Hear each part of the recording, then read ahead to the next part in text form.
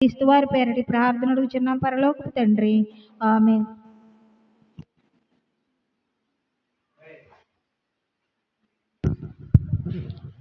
ప్రార్థనలు నడిపించిన తల్లి గారికి ప్రభుపేట వందములు.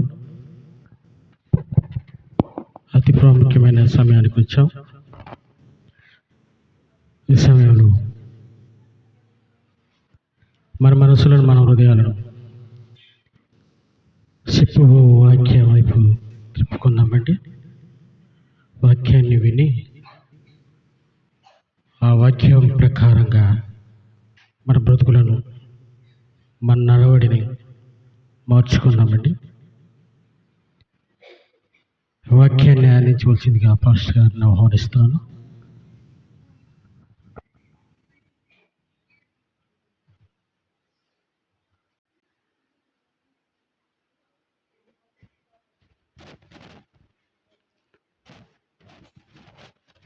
ప్రభునందు ప్రియమైన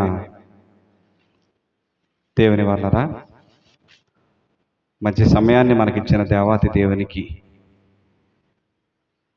మన ప్రభువును రక్షకుడునైన యేసుక్రీస్తు నామములో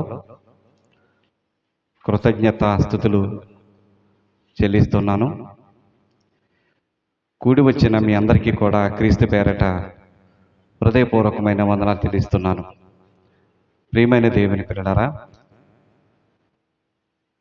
మనము ఈ చివరి ఆదివారం, 52వ ఆదివారం ప్రియులారా, చివరి ఆదివారం నాడు మరి దేవుని సన్నిధిలో మనం సమకూర్చబడ్డాం ప్రియులారా. నిజంగా దేవుడు మనకిచ్చినటువంటి మంచి అవకాశాన్ని బట్టి నిజంగా మనమందరం కూడా కృతజ్ఞులమే దేవుని పిల్లలారా. నిజంగా ఆయన కృతజ్ఞతాస్తుతులు చెల్లించబద్ధులమై ఉన్నాం. ఆయన ఎడల మనం కృతజ్ఞత కలిగి నడుచుకోవలసిన వారిగా మనం ఉన్నామనేటువంటి విషయాన్ని మీకు జ్ఞాపం చేస్తున్నాను. ప్రియమైన దేవుని పిల్లలారా, మనము సామెతల గ్రంథాన్ని ధ్యానిస్తూ ఉన్నాం ప్రియులారా. మరి ఈ సామెతల గ్రంథం ధ్యానిస్తున్నప్పుడు మనలోని లోటుపాట్లను మరి ఈ గ్రంథం మనకి నేర్పిస్తున్నప్పుడు, దేవుని మాట మనల్ని హెచ్చరిస్తున్నప్పుడు దానికి విధేయత చూపించటం అనేది నేర్చుకోవాల్సిన వారిగా మనం ఉన్నాం ప్రియులారా. వాక్యానికి విధేయులు అయినటువంటి వాళ్ళు గొప్పవారిగా ఎదుగుతారు ప్రియులారా. వాక్యానికి విధేయత చూపిస్తే గొప్పగా ఎదుగుతారు.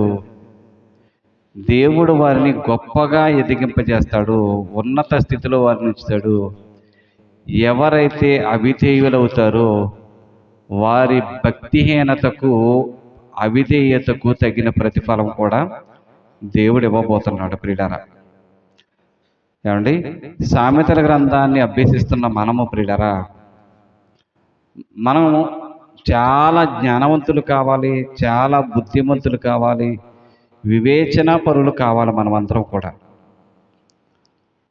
మనము ఈ జ్ఞానాన్ని మనం ఎంతవరకు సంపాదించుకుంటున్నాం అనేది ఒక్కసారి మనల్ని మనం ప్రశ్నించుకోవాల్సిన వారిగా ఉన్నాం ప్రియులారా.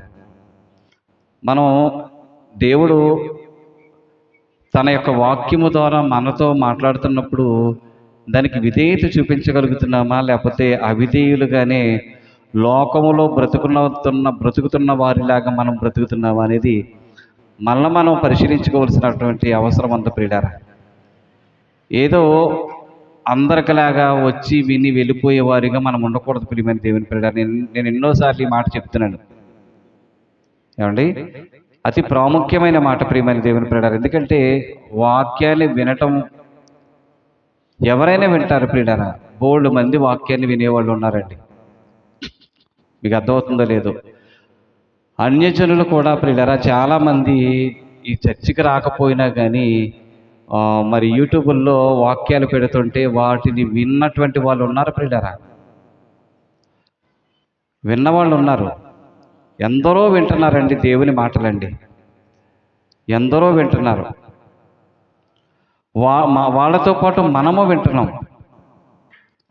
వాళ్ళు వాళ్ళలాగా ఉన్నారు, మనము కూడా వాళ్ళలాగా ఉంటున్నామేమో. అంతేనా?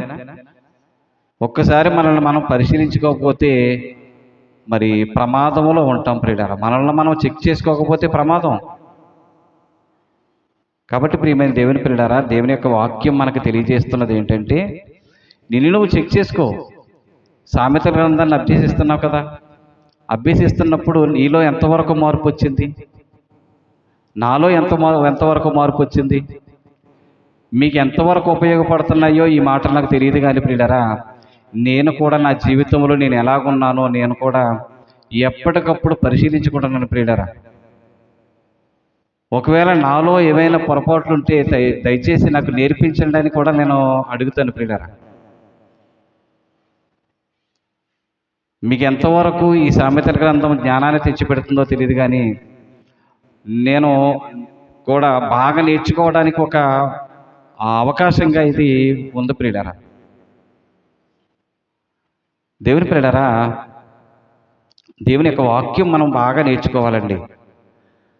వాక్యం బాగా నేర్చుకోవాలి. ఇదే మనల్ని శాశ్వత కాలం బ్రతికిస్తుంది ప్రియమైన దేవుని ప్రియులారా. వాక్యము శాశ్వత కాలం బ్రతికిస్తుంది. అది ఈ లోక సంబంధమైన ఈ భౌతిక సంబంధమైనటువంటి ఆహారం కొంత మట్టుకే మనకి ఆరోగ్యాన్ని ఇవ్వగలుగుతుంది. కానీ ప్రియులారా, వాక్యము మనల్ని శాశ్వత కాలము ఆత్మీయ జీవితములో ఆరోగ్యవంతులుగా మనల్ని ఉంచగలుగుతుంది ప్రియమైన దేవుని ప్రియులారా. కాబట్టి ప్రతి ఒక్కరూ గ్రహించి వాక్యాన్ని అన్వయించుకోండి. ఏదో విని వెళ్ళిపోయామనేటువంటి మరి భక్తిహీనత అనేటువంటి ఆ ముసుగులో, భక్తి అనేటువంటి ముసుగులో భక్తిహీనులుగా మాత్రం మరి ఉండకూడదు దేవుని ప్రియులారా. ఇక మనము సామెతల గ్రంథములోని 24వ అధ్యాయము 22వ వచనం వరకు గత వారాలలో మనం ధ్యానించుకున్నాం ప్రియులారా. ఇక ఈరోజు మనం ధ్యానించుకోబోతున్నటువంటి కొన్ని ప్రాముఖ్యమైనటువంటి వచనాలు 23, 24, 25 వచనాలు ఈరోజు మనం ధ్యానించుకోబోతున్నాం ప్రియమైన దేవుని ప్రియులారా. ఏమండి, ఇది చివరి ఆదివారం. మరి మనం వింటున్నటువంటి మాటలు మన జీవితాల్లో మార్పులు తేవాలి ప్రియులారా. ఏదో వినేసి వెళ్ళిపోవడం కాదు. దేవుని ప్రియులారా, ఒకసారి ఇంటికి వెళ్ళిన తర్వాత వీటిని నెమరు వేయండి. చెప్పబడినటువంటి మాటలు ఒక్కసారి దయచేసి నెమరు వేయండి ప్రియులారా. ఈ మాటలు మన జీవితాల్లో ఎక్కువగా మనకు ఉపయోగపడతాయి ప్రియులారా. మన జీవితాన్ని ఒక మంచి మార్గంలో నడిపించేవిగా ఇవి మనకు తోడ్పడతాయి ప్రియమైన దేవుని ప్రియులారా. కాబట్టి వాక్యాన్ని శ్రద్ధగా వినండి. రైట్. ఇక మనం చూస్తే 23వ వచనంలో, ఇవియు జ్ఞానులు చెప్పిన సామెతలే. ఇప్పుడు వరకు చాలా విషయాలు మనకు చాలా సామెతలు చెప్పుకున్నాం కదండి మనం. అర్థమైందా? చాలా సామెతలు, ఒక సుమారుగా 30 వరకు ఇక్కడ ఈ మనం 1-2 వచనాలు ధ్యానిస్తున్నాం చూసారా, అవి. అయితే వాటితో పాటుగా ఇవి కూడా జ్ఞానులు చెప్పిన సామెతలే అన్నాడండి.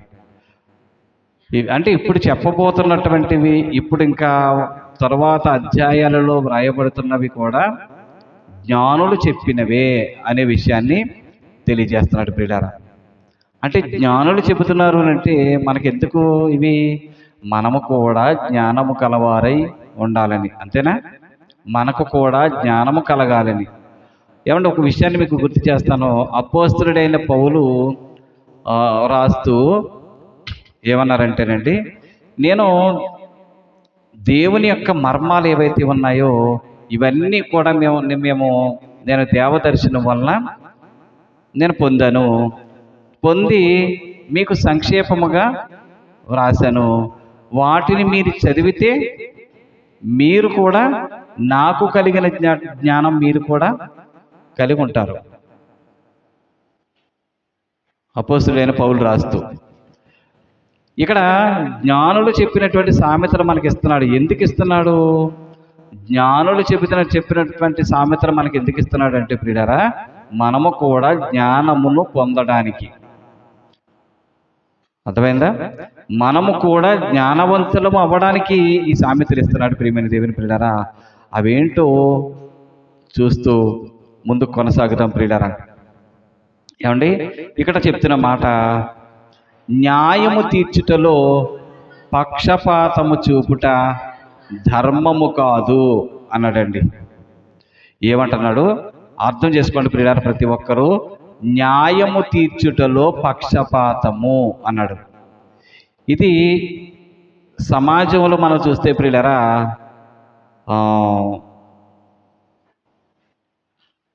న్యాయానికంటే అన్యాయమే ఎక్కువ జరుగుతుంది ప్రియమైన దేవుని ప్రియులారా.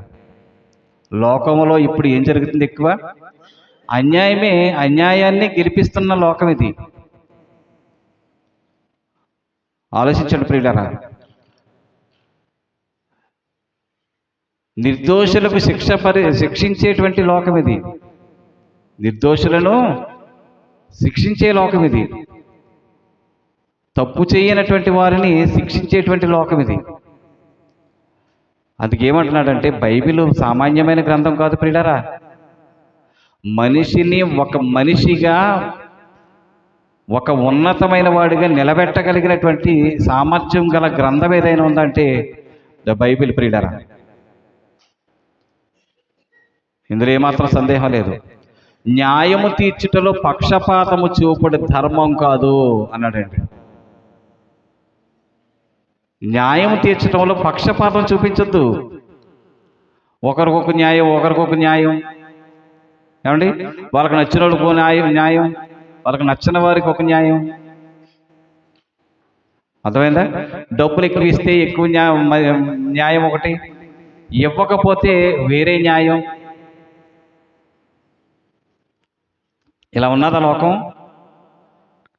ఉంది ప్రియులారా. ఆ మాట చాలా అద్భుతంగా ఉంటుంది. చూడండి, ఓ మాట చదువుదామే. ఇదే సామెతల గ్రంథంలో 28వ అధ్యాయం. చాలా అద్భుతమైన మాట ప్రియులారా. ఇది నాకే ఆశ్చర్యం వేసింది. నిజంగా లోకం ఎంత అద్భుతంగా ఉందా అనిపించింది అనమాట. 28వ అధ్యాయము సామెతల గ్రంథము 21వ వచనం. పక్షపాతము చూపుట మంచిది కాదు, రొట్టె ముక్క కొరకు ఒకడు దోషము చేయును. ఏమన్నాడండి? ఆఫ్టర్ ఆల్ రొట్టె ముక్క. ఇది న్యాయం ఎలా ఉంటుంది? ఆ రొట్టె ముక్క కోసం ఆ దోషిని నిర్దోషిని శిక్షిస్తాడు. అర్థమైందండి? దోషము చేస్తున్నాడు. అలా శిక్షించటం వల్ల, నిర్దోషికి శిక్ష పడేటట్టు చేయటం వల్ల వీడు ఏం చేస్తున్నాడో తెలుసా? దోషము చేస్తున్నాడు. అర్థమైందండి? రొట్టె ముక్క కొరకంటండి, రొట్టె ముక్క కోసం. రొట్టె ముక్క అంత పని చేస్తుందా అంటే చేస్తుంది. అంటే రొట్టె ముక్క అన్నాడు. ఇప్పుడు కట్టలు ఇస్తే మోసం చేస్తాడు, అన్యాయం చేస్తాడు. అర్థమైందా? కట్టలు ఎక్కువ ఇస్తే న్యాయం అటువైపు ఉండేటట్టు చేస్తారు. కట్టలు తక్కువ ఇస్తే అది ఏం జరుగుతుందో మనకు తెలుసు. దేవుని పిల్లలారా, కట్టల కొరకు ఆశపడేటువంటి వాళ్ళు ఉన్నారు కదా. కానీ మన దేవుడు న్యాయవంతుడు, నీతివంతుడు. ఏమండి? న్యాయానికి అధిపతి, న్యాయ సింహాసనాసీనుడు మన దేవుడు. మనము నమ్మిన మన దేవుడు. సగర్వంగా చెప్తామండి, అవునా? మనం నమ్మిన మన దేవుడు న్యాయవంతుడు, నీతిమంతుడు. ఒకరికొక న్యాయం చేయడు. అర్థమైందండి? మనము నమ్మిన మన దేవుడు ఒకరికొక న్యాయం చేసేవాడు కానే కాదు. మన దేవుడు నీతి యథార్థతలు గలవాడు. ప్రియమైన దేవుని పిల్లలారా, మన దేవుడు న్యాయవంతుడు కనుక మనలో నుండి కూడా ఏం కోరుకుంటున్నాడు? ఆయన న్యాయాన్ని కోరుకుంటున్నాడు. ప్రియమైన దేవుని పిల్లలారా, మన దేవుడు న్యాయవంతుడు కనుక మన నుండి న్యాయాన్ని కోరుకుంటున్నాడు. ఆలోచించండి ప్రియమైన దేవుని పిల్లలారా. మన దేవుడు పరిశుద్ధుడు కనుక మన నుండి పరిశుద్ధతను కోరుకుంటున్నాడు. మన దేవుడు యథార్థవంతుడు కనుక మన నుండి యథార్థతను కోరుకుంటున్నాడు. ప్రియమైన దేవుని పిల్లలారా, మన దేవుని గురించి మనం గొప్ప చెప్పుకోవచ్చా? ఎవరిని మనం విమర్శించట్లేదు. మన దేవుడు మనం నమ్మిన మన దేవుడు యథార్థవంతుడు, నీతి న్యాయములు గలవాడు. ఆయన కూడా ప్రియులరా అదే కోరుకుంటున్నాడు మన నుంచి కోరుకుంటున్నది అదే, నీతి న్యాయాలు కోరుకుంటున్నాడు ఆయన. ఒక భక్తుడు కూడా ప్రార్థిస్తూ ఏమన్నాడు? నీతి న్యాయములు గ్రహించే శక్తిని మాకు ఇవ్వండి. అందరూ వింటున్నారా ప్రియులరా? మన దేవుడు న్యాయవంతుడు గనుక మనల్ని కూడా న్యాయంగా తీర్పు తీర్చమంటున్నాడండి. అర్థమైందా? జాగ్రత్త, న్యాయము తీర్చుటలో పక్షపాతం మాత్రం చూపుడు ధర్మం కాదన్నాడు. అంటే అంత ఖండితంగా మాట్లాడుతుందండి వాక్యం. అర్థమైందా?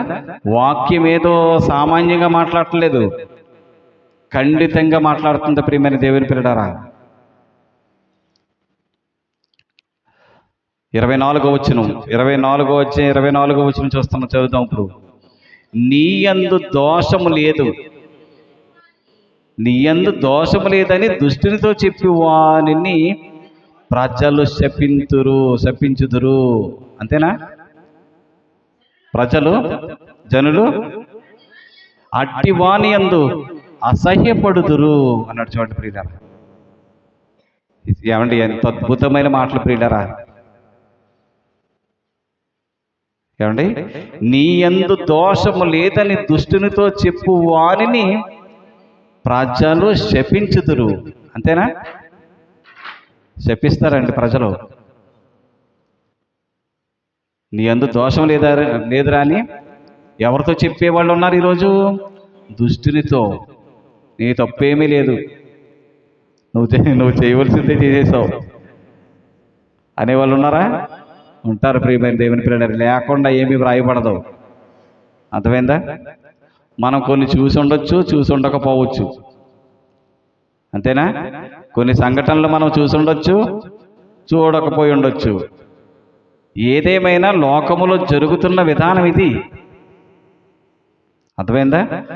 లోకము తీరి ఎలాంటిదంటే నీ అంది దోషము లేదు అని ఎవరితో చెప్తారనమాట? దుష్టునితో చెప్తారు. ఆ చెప్పారు సరే, అక్కడతో అయిపోయింది అనుకుంటారేమో. ప్రజలు శపిస్తారు వాళ్ళని. అంతేనండి? అంటే ఏం చేశారు వీళ్ళు? పక్షపాతం చూపించారు. మరి వీడికి అన్యాయం జరిగినప్పుడు వాడు శపిస్తాడు కదా, వాడు బాధపడతాడు కదా. ఒకవేళ వీడికి జరిగిందా అన్యాయం అనుకోండి, వాడు ఒకవేళ దేవునికి విజ్ఞాపన చేస్తాడు కదా, ఒకవేళ నీతిమంతుడైతే. అంతే కదా మరి. ప్రియమైన దేవుని పిల్లలారా, ప్రజలు శపిస్తారు, జనులు అట్టి వాని యందు అసహ్యపడుదురు. తప్పు కదా మరి. అంతే కదా. ఎందుకంటే మరి దుష్టునితో నీ దోషమేమి లేదు అబ్బాయి అన్నాడు అనుకోండి, నువ్వేం న్యాయం రా బాబు అంటారా? అసలే దుష్టునితో చెప్తున్నావు నువ్వు, వాడి దుష్టత్వమే దోషం. అలాంటి వాడితో నువ్వేం చేసావు? నీ అందు దోషమేమి లేదు అన్నావు. ప్రజలు శపిస్తారు, ఆ ప్రజలే అసహ్యపడతారు. జాగ్రత్త అని చెప్పాడు ప్రియులారా, జాగ్రత్త. ఏమండి? పక్షపాతము చూపుడు ధర్మం కాదు, జాగ్రత్త. న్యాయం విషయంలో, న్యాయము తీర్చుట విషయములో పక్షపాతము చూపవా? జాగ్రత్త. దుష్టుని యందు ఏ దోషము లేదని చెప్తావా? ప్రజలు నిన్ను శపిస్తారు, ప్రజలే నిన్ను అసహించుకుంటారు. అందుకు పక్షపాతము మాత్రం చూపించుకు న్యాయము తీర్చుటలో. నీకు ధర్మం కాదది, నీ పద్ధతి కాదది. దేవుడు హెచ్చరిస్తున్నాడు ప్రియులారా. తీర్పు తీర్చేటువంటి వారందరికీ కూడా చెబుతున్నాడు ప్రియులారా, పక్షపాతం మాత్రం చూపించకండి మీరు న్యాయము తీర్చటంలో. అది మీకు ధర్మం కాదు, మీ పద్ధతి కాదు, అది మీ కర్తవ్యం కాదు, మీరు చేయదగినటువంటి పని కాదు అది. అని దేవుడు న్యాయము తీర్చేటువంటి వారి గురించి మాట్లాడుతున్నాడు ప్రియమైన దేవుని పిల్లలారా. అంటే తీర్పు తీర్చేటువంటి వాళ్ళ గురించి మాట్లాడుతున్నాడు ప్రియమైన దేవుని పిల్లలారా.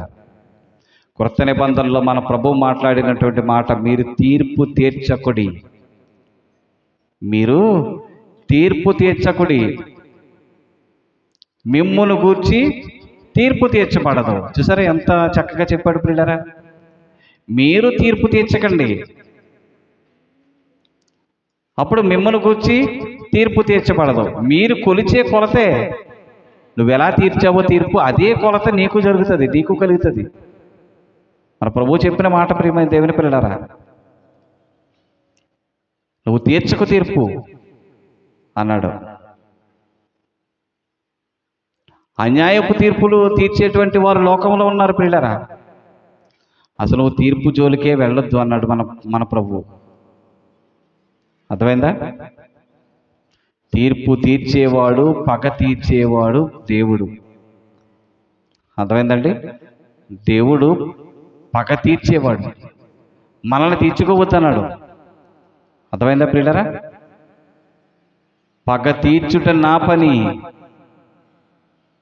అన్నాడా హెబ్రీ పత్రికలో.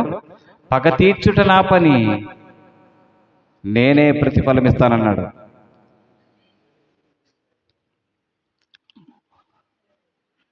ప్రియమైన దేవుని పిల్లలారా, ఆలోచించండి. తీర్పు తీర్చకు. ఒకవేళ తీర్పు తీర్చినా తీర్పు తీర్చుటలో పక్షపాతం చూపించుకో అన్నాడండి. పక్షపాతంతో తీర్పు తీర్చొద్దు, అది నీకు ధర్మం కాదు అన్నాడు. ఓ దుష్టుని పట్టుకొని నీకు నీ యందు దోషం అనటం పొరపాటు. ప్రజలు శపిస్తారు. అట్టివాని యందు జనులు అసహ్యపడతారు అన్నాడు ప్రియమైన దేవుని పిల్లలారా. ఇంకా చూద్దాం 25వ వచనం. న్యాయముగా తీర్పు తీర్చువానికి మేలు కలుగును అన్నాడు.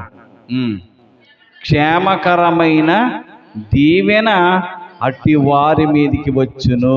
చూసారు ప్రియమైన దేవుని పిల్లలారా, దేవుడు న్యాయాన్ని ప్రేమించేవాడు. అర్థమైందా? న్యాయముగా తీర్పు తీర్చు వారికి మేలు కలుగును. మేలు కలుగుతుందా? మేలు కలుగుతుంది. అన్యాయంగా తీర్పు తీరిస్తే ప్రజలు శపిస్తారు, అసహించుకుంటారు.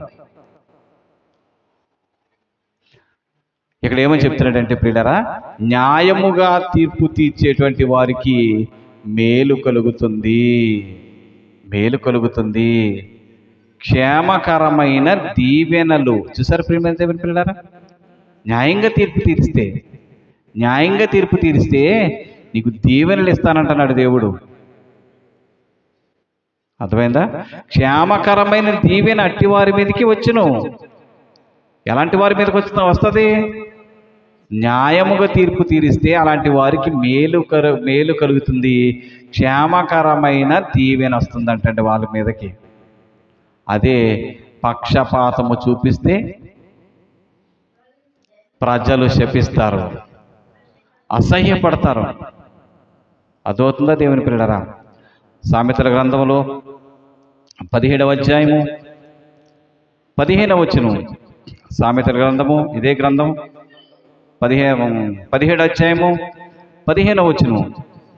దుష్టులు నిర్దోషులని తీర్పు తీర్చివాడు, నీతిమంతులు దోషులని తీర్పు తీర్చివాడు, వీరిద్దరును యెహోవాకు హేయులు. అంటే వీరిద్దరిని దేవుడు అసహించుకుంటున్నాడు ప్రియమైన దేవుని పిల్లలారా. దుష్టులని దోషులని చూడండి, దుష్టులు నిర్దోషులని తీర్పు తీర్చే వాళ్ళు ఉన్నారు లోకంలో. దుష్టులు ఎలా ఉన్నారంట? నిర్దోషులు. ఇక్కడ కూడా చెప్పబడింది కదండి. అర్థమైందా? నీ యందు దోషము లేదని దుష్టునితో చెప్పువారు అన్నారు అని వ్రాయబడింది ఇక్కడ. అంటే దోషులని ఏమంటున్నారు వీళ్ళు? దుష్టుల్ని ఏమన్నారు? దోషం లేదంటున్నారు. చూడండి, మళ్ళీ చదువుతాం. దుష్టులు నిర్దోషులని తీర్పు తీర్చువాడు, నీతిమంతులను దోషులని తీర్పు తీర్చేవాడు, వీరిద్దరు యెహోవాకు హేయులు. అర్థమైందా ప్రియులారా? దోషులను దోషులుగానే ఉండాలి, చూడాలి. వాళ్ళలో వాళ్ళ దోషం అనేది పరిష్కరించడానికి చూడాలి తప్ప దోషుల్ని నిర్దోషులు అనకూడదు, నీతిమంతులని దోషులు అనకూడదు, పాపం చేస్తున్నారు అనకూడదు. అదవుతుందో లేదు ప్రియులారా? నీతిమంతుల్ని పాపం చేస్తున్నారు లేకపోతే దోషం చేస్తున్నారు అనకూడదు ప్రియులారా. దుష్టుల్ని నిర్దోషులు అనకూడదు. వాళ్ళ దుష్టత్వమే. వాళ్ళని నిర్దోషులు అనేటువంటి వాళ్ళు ఉన్నారు ప్రియులారా. ఇలాంటి తత్వాలు ఉన్నటువంటి వాళ్ళు ఉన్నారు.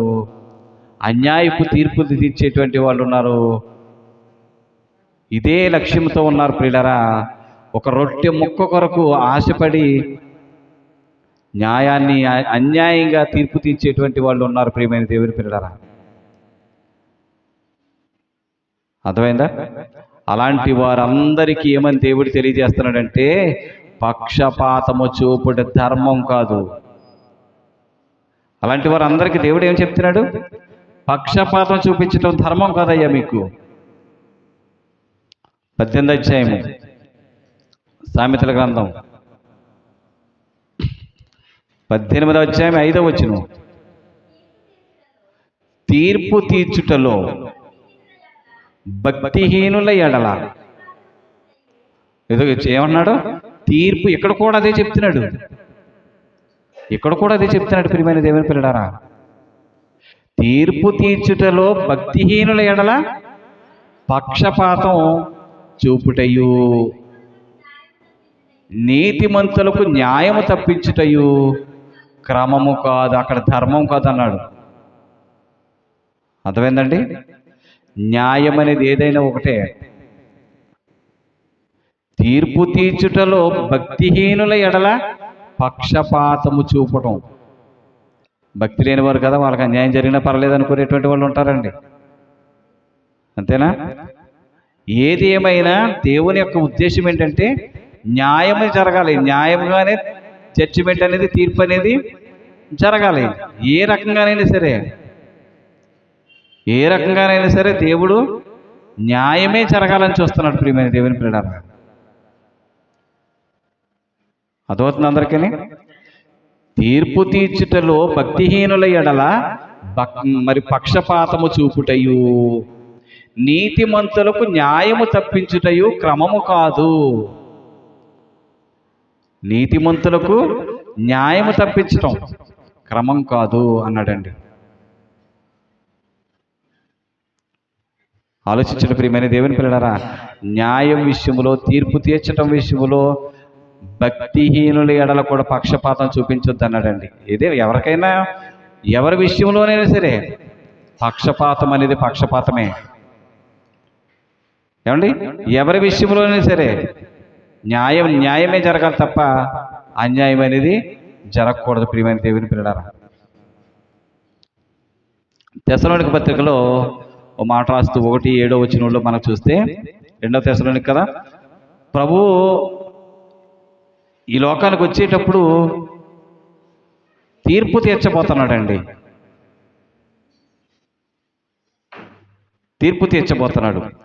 ఆ తీర్పు ఎలాంటి తీర్పు అంటే ఆయన తీర్పులు సత్యమైనవి. అర్థమైందండి? అక్కడ ఏం జరగబోతుందంటే ప్రియులారా, దేవునిని ఎరగని వారికిని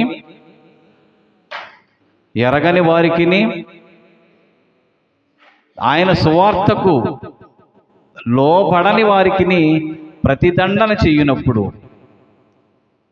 8వ అధ్యాయము 2వ తెస్సలోనిక 1వ అధ్యాయము 6వ వచనం. ప్రభువైన యేసు తన ప్రభావమును కనపరచు దూతలతో కూడా పరలోకములో నుండి అగ్నిజ్వాలలలో ప్రత్యక్షమవబోతున్నాడు రెండవసారి. యేసుప్రభు వారు రెండవసారి రాబోతున్నాడు. ఎలా వస్తాడు అనుకున్నారు? అగ్నిజ్వాలల్లో రాబోతున్నాడు. అది తెలుసుకోవాలి ప్రతి క్రైస్తవ్యం కూడా. అప్పుడు ఏం జరగబోతుంది అనుకున్నారు? ఆయన తీర్పులు చాలా న్యాయమైనవండి. అర్థమైందా? దేవుని యొక్క తీర్పులు చాలా న్యాయమైనవి, సత్యమైనవి. ఆయన తీర్పు చూడండి. దేవుని ఎరగని వారికిని మన ప్రభువైన యేసు సువార్తకు లోబడని వారికిని ప్రతిదండన జరిగేటువంటి రోజు ఒకటి ఉంది. ప్రతిదండన చేయనప్పుడు అన్నాడండి. అంటే దేవుని ఎరగకపోయినా, ఏమండి పాయింట్ అర్థమవుతుంది అందరికీ? దేవుని ఎరగకపోయినా మన ప్రభువైన యేసు సువార్తకు లోబడని వారికి ప్రతిదండన. అర్థమవుతుంది మీకు? ప్రియమైన దేవుని పిల్లలారా, అంటే ఏం జరగబోతుంది యేసు రెండవ రాకడలో? ప్రతిదండన దినము ఎవరికి అంటే దేవుని ఎరగని వారికిని, సువార్త మన ప్రభువైన యేసుక్రీస్తు వారి యొక్క సువార్తకు లోబడకపోతే అలాంటి వారికి ప్రతిదండన. ఎవరు చేస్తారు ఇది? యేసుప్రభు వారు. మిమ్మును శ్రమపరిచారు కదా చాలామంది, సువార్త ప్రకటిస్తుంటే శ్రమపరిచారు కదా. అలాంటి వారికి ఏం జరగబోతుంది? శ్రమ పొందారు కదా మీరు. శ్రమ పెడుతుంటే పొందుతున్న మీకు మాతో కూడా విశ్రాంతి అనుగ్రహించుట దేవునికి న్యాయమే. చూసారు ప్రియమైన దేవుని పిల్లరా? దేవుడు న్యాయమైన తీర్పు తీరుస్తాడు, అంతేగాని పక్షపాతముతో ఆయన తీర్పు తీర్చడు. అర్థమైందా?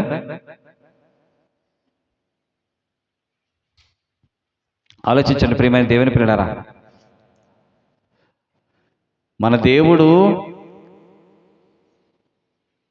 నిర్దోషులను దోషిగా ఏమి చూపించడు. అర్థమైందండి? నీతిమంతులను అనీతిమంతులుగా చూపించడు. అర్థమైందా? మన దేవుడు అన్యాయం చేయడు, న్యాయమైన తీర్పులు తీరుస్తాడు ఆయన.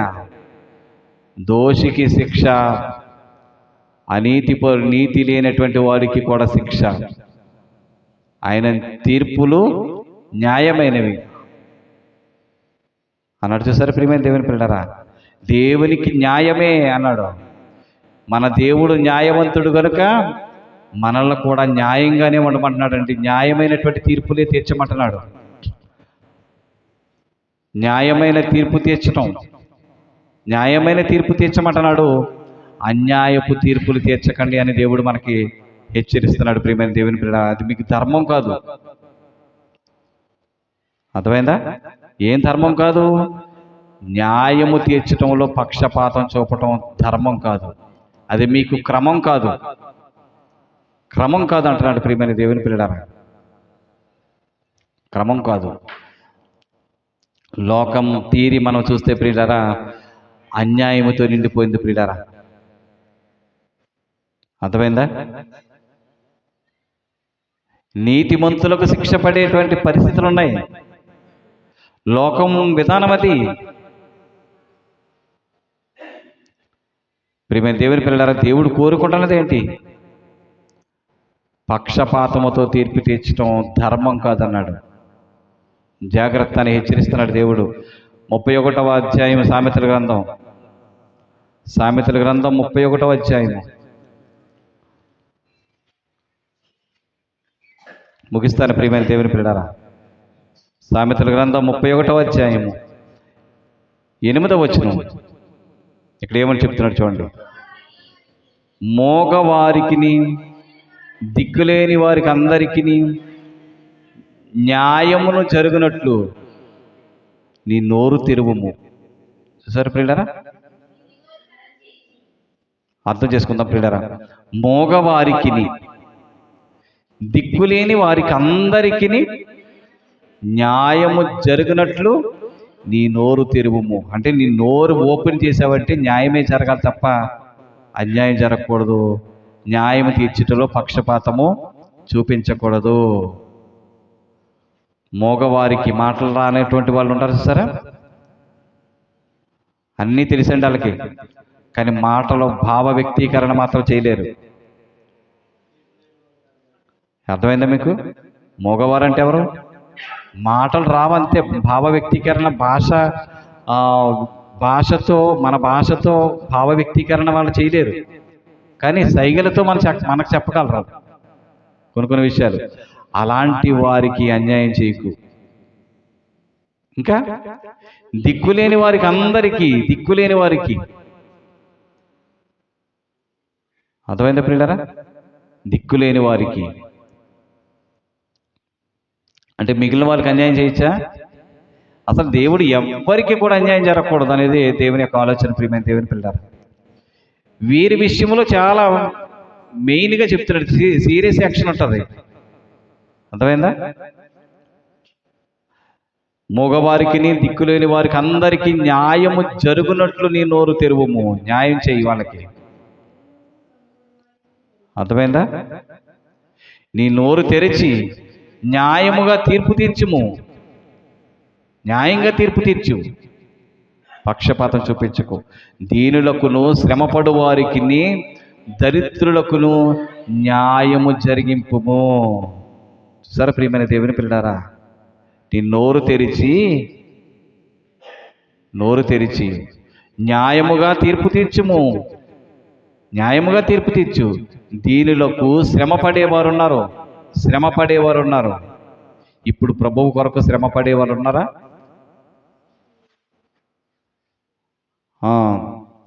ఇంకేమన్నాడు? దీనులకును శ్రమపడు వారికి దరిద్రులకును న్యాయము జరిగింపుము.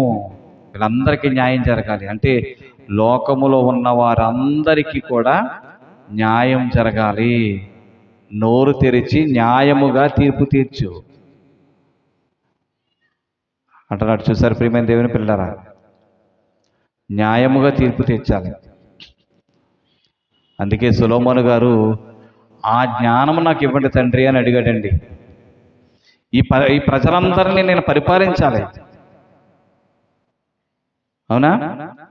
ఈ ప్రజలందరినీ పరిపాలించటం అంటే సామాన్యమైన విషయం కాదు. వాళ్ళని ఒక క్రమంగా నడిపించాలి. సమస్యలు వస్తే వారి మధ్య న్యాయం తీర్చాలి. నా నోరు తెరిచి నేను న్యాయం తీర్చాలి. కనుక నాకు జ్ఞానం ఇవ్వండి ప్రభువా, ఇవ్వండి తండ్రి అని అడిగాడండి సొలొమోను గారు. అందుకే జ్ఞానముతో పాటు ఆయనకు సమస్తమును ఇచ్చాడండి. కేవలము జ్ఞానమే అడిగాడు ఆయన, ఏమీ అడగలేదు. ఈ లోకంలో ఉన్న సమస్తాన్ని, ఈ సర్వ సంపదలను సొలొమోను గారు అడగలేదు. కేవలము న్యాయము తీర్చాలి తండ్రి, ఈ ప్రజలను నేను పరిపాలించాలి, న్యాయముగా పరిపాలించాలి, న్యాయము తప్పకూడదు, నేను వాళ్ళని కూడా ఒక క్రమబద్ధంగా నేను నడిపించాలి. దానికి కావలసినటువంటి జ్ఞానాన్ని ఇవ్వండి తండ్రి అని అడిగాడండి. ఈరోజు కూడా మనం ఆ జ్ఞానం అడగాలి ప్రియమైన దేవుని పిల్లలారా. అర్థమైందండి?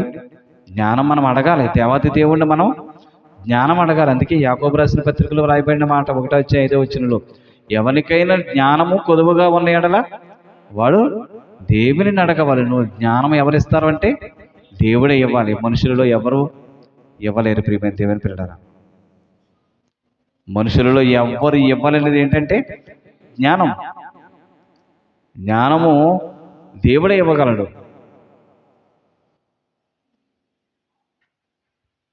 ఆలోచించండి ప్రియమైన దేవుని పిల్లలారా. నీ నోరు తెరిచి న్యాయముగా తీర్పు తీర్చుము. దీనులకును శ్రమపడు వారికి దరిద్రులకును న్యాయము జరిగింపుము. చూసారా, న్యాయం పట్ల దేవుడు ఎంత ఆలోచన కలిగి ఉన్నాడో ఆలోచించండి ప్రియమైన దేవుని పిల్లలారా. న్యాయమే జరగాలని ఆయన ఆలోచిస్తున్నటువంటి ఆలోచన ప్రియమైన దేవుని పిల్లలారా. లేవియాకాండంలో 19:15 కూడా చదువుతాం. లేవియాకాండము 19:15 తొందర చదువుతాం ప్రియులారా, సమయం అయిపోతుంది. ఇక్కడ చూడండి, 19 లేవియాకాండం 15 ఇక్కడ కూడా ఏమంటున్నాడు? అన్యాయపు తీర్పు తీర్చకూడదు. భేదవాడిని పక్షపాతం చేయకూడదు. చూసారా ఏమన్నాడు? గొప్పవారని వారి మీద అభిమానం చూపించకూడదు. అది న్యాయమును బట్టి నీ పొరుగువానికి తీర్పు తీర్చాలి. ఏమండి, సంపదలు ఎక్కువ ఉన్నాయనుకోండి, అభిమానం పెరుగుతుంది. అభిమానం అనేది పాపం ప్రియులరా. అలాంటి అభిమాన పాపములో పడకుండా నన్ను ఆపు అని భక్తుడు అడుగుతున్నారు. ఆ మాట అద్భుతం అండి. తెలుసా మీకు? ఒక భక్తుడు అడుగుతున్నాడు. కీర్తన గ్రంథము 19వ కీర్తన దావీదు గారు రాస్తూ అడుగుతున్న మాట 19వ అధ్యాయం 11వ వచనం. అద్భుతమైన మాట ప్రియులారా.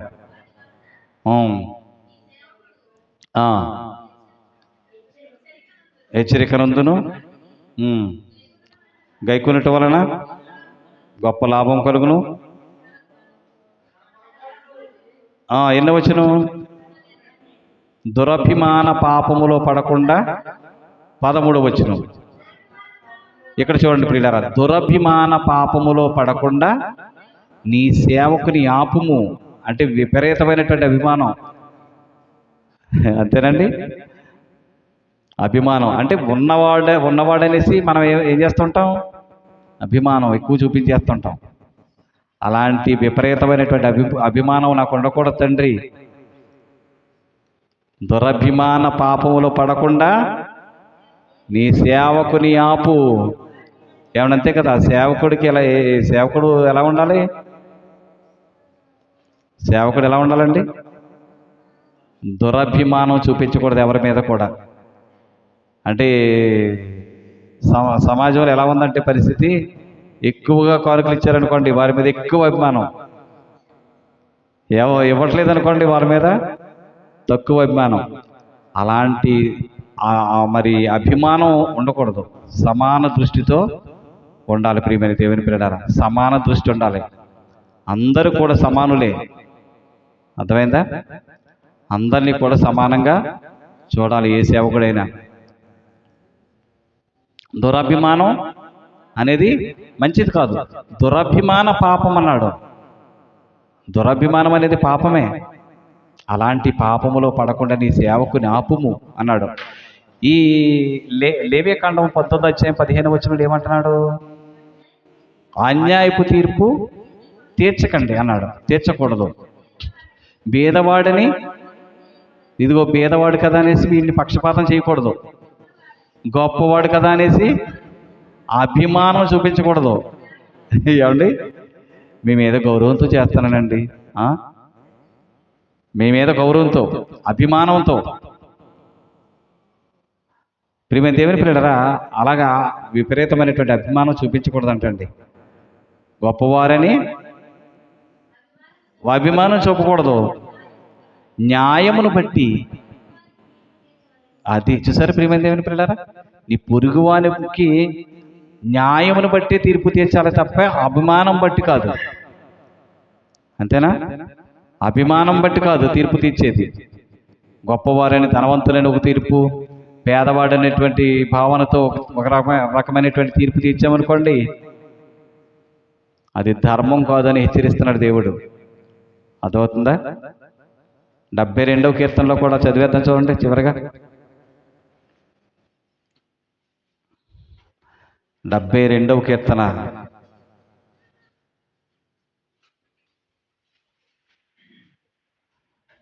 2వ వచనం చూడండి. ఇక్కడ కూడా ఏమన్నాడు? నీతిని బట్టి నీ ప్రజలకును న్యాయ విధులను బట్టి నీ వారికిని అతడు న్యాయము తీర్చును. చూసారు ప్రియమైన దేవుని పిల్లలారా, న్యాయం అంటున్నాడండి దేవుడు. న్యాయమే జరగాలి. అభిమానంతో అన్యాయం చేయకు. అర్థమైందండి? గొప్పవారనేసి అభిమానించకు, అభిమానించి అన్యాయం చేయకు. పేదవారికి అన్యాయం చేయకు, మగవారికి అన్యాయం చేయకు. చూసారా? ఎంత విలువైన లక్షణాలు నేర్పిస్తుందండి బైబిల్. మీకు అర్థమవుతుందా? ఎక్కడైనా కొనగలుగుతారు ఈ విలువైన లక్షణాలు? ఈ నైతిక విలువలు అంటారు చూసారా, ఈ వీటిని ఎక్కడ కొనగలుగుతారు?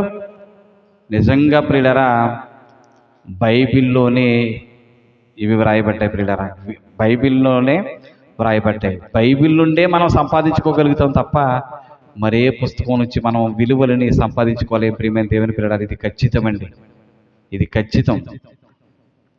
అర్థమైందా? ఆలోచించండి ప్రియమైన దేవుని ప్రియులారా. దేవుడు మన దేవుడు న్యాయవంతుడు కనుక మన నుండి కూడా ఏం కోరుకుంటున్నాడు? న్యాయాన్ని కోరుకుంటున్నాడు. ప్రియమైన దేవుని ప్రియులారా, మన దేవుడు అన్యాయస్తుడు కాదు. న్యాయము ప్రకారంగానే, న్యాయాన్ని బట్టి ఆయన తీర్పు తీరుస్తాడు. ఎవరికి అన్యాయం చేయడైనా. యేసుప్రభు వారు కూడా ప్రియులారా, యేసుప్రభు తన రెండవ రాకడలో కూడా ఆయన ఫైనల్ జడ్జిమెంట్ ఇచ్చేటప్పుడు కూడా న్యాయమైన తీర్పు తీరుస్తాడు తప్ప అన్యాయంగా తీర్పు తీర్చాడు మన ప్రభువు. అర్థమైందండి? యేసుప్రభు వారు తీర్చేటువంటి తీర్పు దేవుని ఎరుగని వారికిని, మన ప్రభు అయిన యేసు సువార్తకు లోబడిన వారికిని ప్రతిదండన జరిగేటువంటి రోజు ఒకటి ఉంది. ఆ రోజున ఏం చేస్తాడు? న్యాయమైన తీర్పు తీరుస్తాడు. న్యాయమైన తీర్పు తీరుస్తాడు. ఏంటనుకున్నారు? ఎలాగనుకున్నారు? శ్రమ పొందుచున్న మాతో కూడా విశ్రాంతి. శ్రమ పరుస్తున్నారు చూసారా, శ్రమ పరిచే వారికి శ్రమ. ఇలా చేయడం దేవునికి న్యాయమే అన్నాడు చూసారు ప్రియులారా. కాబట్టి ఆయన న్యాయములు, సత్యములు, అర్థమైందండి, ప్రశ్నించేవి కాదు ప్రియులారా. మరలా ఆయన తీర్పు తీర్చాడు అని అంటే తిరిగి ప్రశ్నించలేం మనం. ఎలా తీర్చవేడి ప్రభువా తీర్పు, ఇదే న్యాయం అని అడగటానికి అవకాశం ఉండదు ప్రియులారా, అవకాశం ఉండదు. ఆయన తీర్పులు న్యాయమైనవి, సత్యమైనవి, వాక్యాన్ని అనుసరించేవి ఉంటాయి. ఇప్పుడు ఒక తీర్పు మన మధ్య ఉంది ప్రియమైన దేవుని ప్రియులారా. అది మనం ఎవరికి తీర్పు తీర్చం, ఎవరికి మనము తీర్పు తీర్చం ప్రియులారా. ఒక మాటే తీర్పు తీర్చేది. అది ఏం మాట అంటే, నేను చెప్పిన మాటే అంత్యదినమందు వానికి తీర్పు తీర్చును అన్నాడు ప్రియమైన దేవుని పిల్లరా. ఆ మాట ఏంటనుకున్నారు? యేసు ప్రభు వారి మాట తీర్పు తీరుస్తుంది. అది కూడా ఎలా తీర్పు తీరుస్తుంది? న్యాయ ప్రకారంగానే. అర్థమైందండి? అన్యాయంగా ఆయన తీర్పు తీర్చడానికి తెసలోనికి చదువుకున్నాం ఇందాక మనం, తెసలోనికి పత్రికలో. అన్యాయంగా తీర్పు తీర్చడం, యేసు ప్రభు వారు చెప్పినటువంటి మాటను బట్టే తీర్పు అనేది ఉంది ప్రియమైన దేవుని పిల్లారా. ఒక విషయం చెప్తున్నాడు మార్కు సువార్త 16వ అధ్యాయంలో 16వ వచనంలో, నమ్మి బాప్తిసం పొందినవాడు రక్షింపబడును మాట చూసారా. యేసు ప్రభు వారు చెబుతున్నటువంటి మాట ఇది. నమ్మి బాప్తిసం పొందినవాడు రక్షింపబడును, నమ్మని వానికి శిక్ష విధింపబడును. ఇది ఆయన డైరెక్ట్గా తీరుస్తున్నటువంటి తీర్పు ప్రియమైన దేవుని పిల్లలారా. ఇంక దాంట్లో ఇంకా మరలా వాదోపవాదాలు ఇలాంటివి ఏమి ఉండవు. ఇక నమ్మి బాప్తిసం పొందావా, రక్షణలోకి వస్తావు. నువ్వు నమ్మలేదా, నీకు శిక్ష ఉంది. అందుకే యేసుప్రభు వారు రెండవ రాకడలో ఏమన్నాడు? దేవుని ఎరుగని వారికిని, దేవుడు పుట్టినప్పటి నుంచి బ్రతికావు ఏమండి, సృష్టిలో ఉన్నటువంటివన్నీ అనుభవించావా?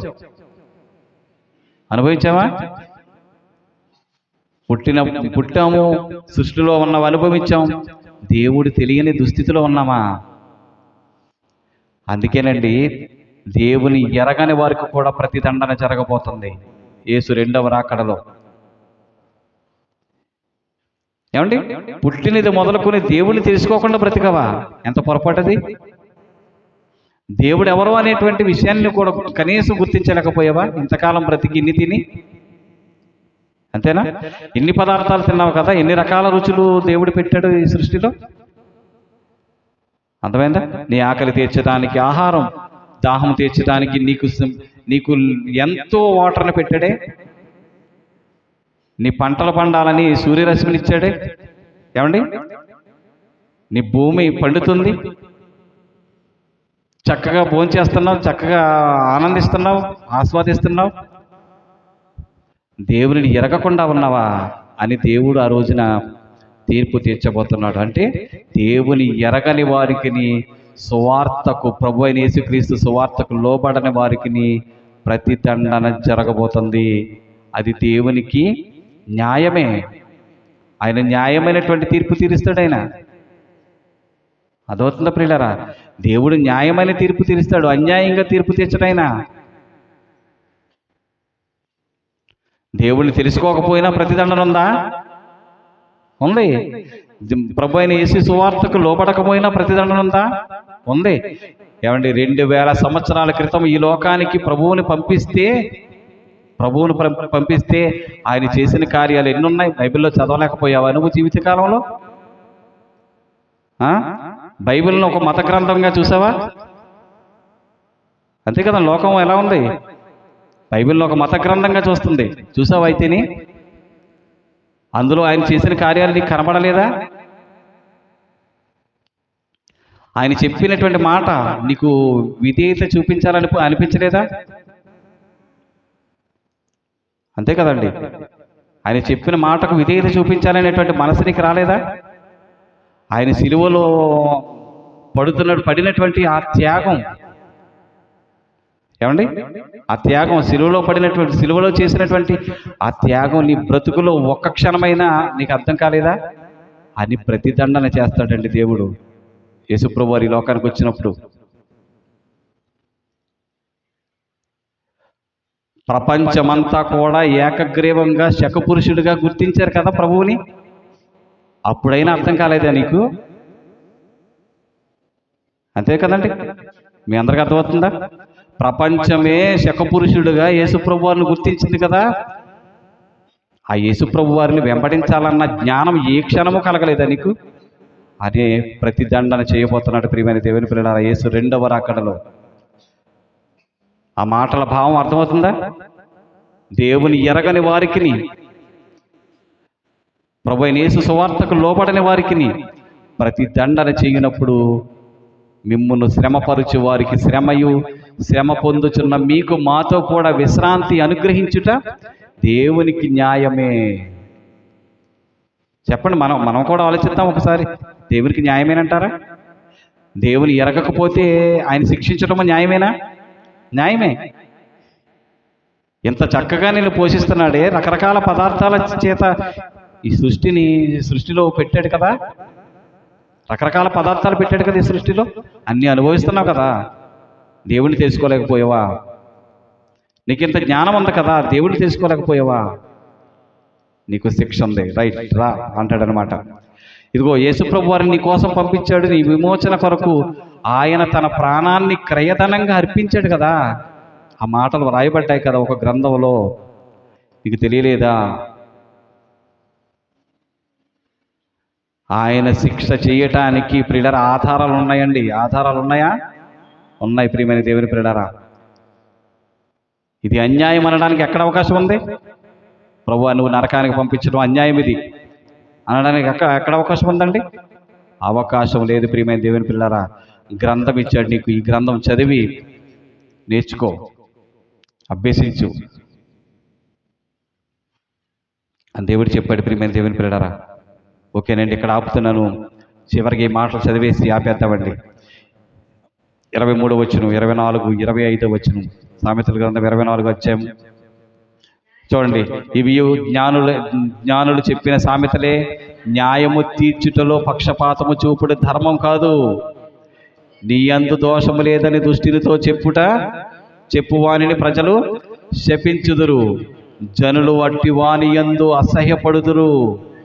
న్యాయముగా తీర్పు తీర్చువానికి మేలు కలుగును అన్నట్టు. చూసారా ప్రియమైన దేవుని ప్రియులారా, అక్కడ ముఖ్యంగా చెబుతున్నటువంటి మాట, న్యాయంగా తీర్పు తీర్చు, నీకు మేలు కలుగుతుంది.